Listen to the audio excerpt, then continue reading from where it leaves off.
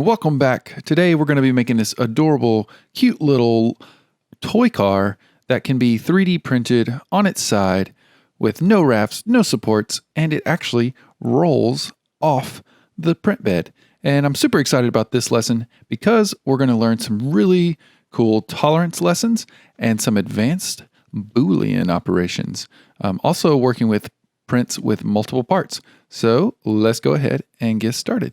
So if you haven't already opened Blender, go ahead and open it up, and I'll do File, New, General. And the first thing we're going to do to start our car is just make the basic shape of our box car. So let's get rid of Suzanne. Just click on Suzanne, hit X and delete. Goodbye, Suzanne. And I've got my shortcuts down here at the bottom if you need to see which keys I'm pressing. I'm going to call it out, but just in case I forget, they'll be down here. So I'm just going to, that's what this thing is right here. You don't have to have that on yours, don't worry. But I'm going to switch back to Tool and make sure you're on your flexible design, because that's what we're going to be making today, some flexible designs for 3D printing. So do Shift A to add a cube, and it's going to be super tiny, but let's increase it to something small, maybe like 30. That's pretty good. So everyone put in 30 for your coordinates. That way you can follow along and get kind of the exact measurements that I'm getting here today. And for good practice, let's go ahead and rename it. So double click and type in car. And then I'm just going to hit period on my numpad so we can zoom into this little box.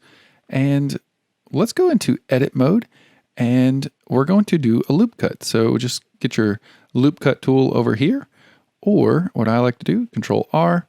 And we're going to do a horizontal loop cut right there. And in case you accidentally move it, you can always just hit 0, and that will lock it to the center, and then just hit enter or click, and that will lock it in right there. And now let's switch to face select. So with just 3 on your keyboard, and then let's go to the front view by hitting 1 on your numpad. So you should be in front orthographic. And we're just going to select this bottom face here, and then rotate around to the back and select the back. And this is going to be essentially the front and back of our car, and kind of like the hood and the trunk. So now we've got those two selected. I want to show you this other tool, and I've already got it pulled up here, but yours probably looks like this. That's just the extrude tool. But if you hold down on that, you can pick from different ones. And today we're going to talk about extrude individual, and that's going to let these both extrude out at the same time, which is really handy and a new feature to Blender. And I'm just going to hold Control while I do that.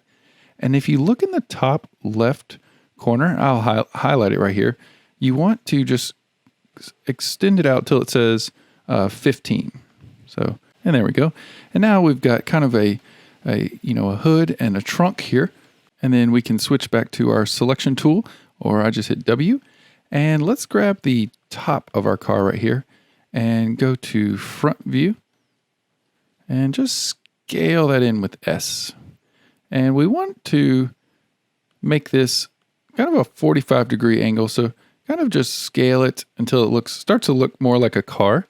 And then we'll go back to our front and scale it down so that this edge here is 45 degrees. And I'm going to look at these little background squares, or these checkers kind of in the background, to kind of tell me when I'm at that 45-degree line. So still have this top selected, hit G and Z, and just bring it on down. And what we're trying to do is just kind of cut all those little squares in the background completely in half. Just right there. So notice we've kind of got like this little stair step action here, and that's a good 45-degree angle right there. Now let's kind of look around here. We can even go to the side, maybe even grab our top here and kind of slide it back to make it look more like a windshield. So we'll hit G and Y and just slide it on back just a little bit, just for cool, and just so it's easier to see which way is the front of the car. All right, and now what we're going to do is kind of curve the front and back of the hood here. And we could go into edit mode and go to edge select, or 2 on our keyboard, and select this this edge here, and then go into bevel, and then kind of like push that down, maybe like increase the segments. We could do all that, but the reason I don't like to do that is this is kind of burned into our geometry. So now if we ever wanted to change that, it's going to be a lot harder. So let's just undo that. Hopefully you didn't do it. And I'm going to show you the way that I like to do it. That just lets you be a little bit more flexible when you're designing. So let's stay in edit mode. And if you're not in edit mode, switch on over. And we want to grab the front line here. So make sure you're in edge mode and grab this one. So just the front and the back right there. And I want to teach you about vertex groups. These are your friends. So vertex groups are kind of like telling Blender to just look at certain lines or certain faces or certain points so you can kind of modify them individually. So let me just show you what I'm talking about here. It'll be easier if you just see it. So make sure you still have those two selected. And then we're going to go down to this little, it looks like a triangle with little dots on the edges. And that is your object data properties.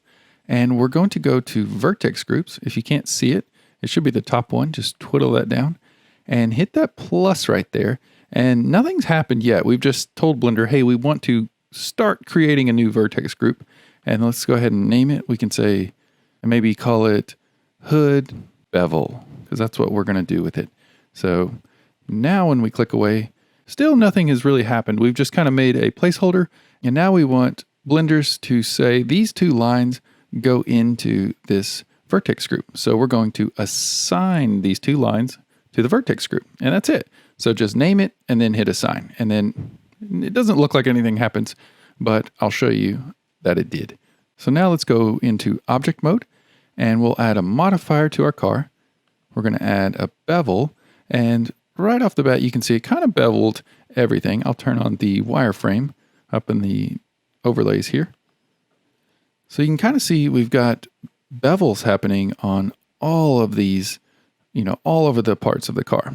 But what we're going to tell Blender is, hey, for this bevel modifier, we only want to use vertex groups. So click this limit method vertex groups. And when you click in here, it's kind of got that same symbol. We can click right there, and there it is, hood bevel. So click on that and notice only those two lines or edges are being beveled. And so it kind of gives you a little bit more control over where you want to apply these effects. So let's go ahead and crank up the segments to about 3, maybe even like 12. Yeah. And then let's just crank up this offset. And we're going to go pretty far. And we just want to curve this hood out. And notice it's happening on both sides. And I'm going to go to 3 so we can kind of see how far we're going here. And we're just going to keep cranking it. We're going to have like a really cool curvy car. So let's just take it all the way to like 10. Yeah, that's good. So 10 on the offset and 12 segments. That's going to give us a nice curvy hood and trunk.